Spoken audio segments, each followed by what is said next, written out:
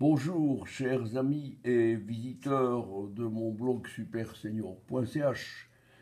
Vous avez ici devant vous une capture d'écran de mon blog où j'ai rapidement publié un article à propos du cas des armes individuelles en Suisse. Un référendum, c'est-à-dire la récolte de plus de 50 000 signatures ayant abouti, les Suisses devront se prononcer en mai sur le durcissement de la législation sur les armes. Les opposants à cette révision ont récolté les 50 000 signatures nécessaires et l'indignation des tireurs, des propriétaires à l'égard de cette révision de loi est très grande. Cela veut dire que les citoyens suisses sont encore les maîtres du pays et qu'ils devront se déterminer par référendum, c'est-à-dire que le peuple suisse votera sur ce projet.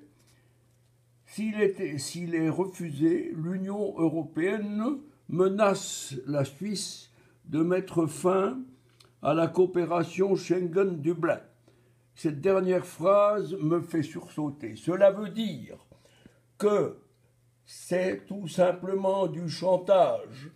L'Union européenne, la centralisatrice de Bruxelles, cherche tout simplement à éliminer le maximum d'armes à feu des citoyens européens de manière à briser toute velléité de changement au cas où, je dis bien au cas où, parce qu'au printemps prochain auront lieu les élections européennes qui verront peut-être la fin du diktat centralisateur à la Juncker Bruxelles, avec le petit coup de whisky bien sûr, sans l'oublier, et l'instauration d'une Europe des patries. On aura peut-être une nouvelle Europe, celle qui consiste à donner à chaque pays ou à lui rendre sa souveraineté qu'elle ne possède plus maintenant.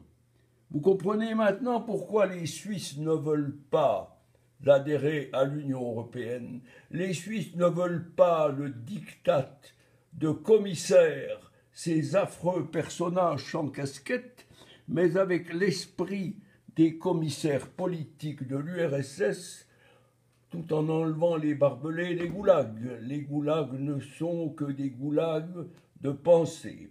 Cela suffit. Je vous remercie de votre attention et j'espère que le peuple suisse saura, j'irai voter d'ailleurs, saura se prononcer pour refuser ce diktat et cette dictature intolérable de Bruxelles. Bon dimanche et bonne fête de l'Épiphanie malgré tout.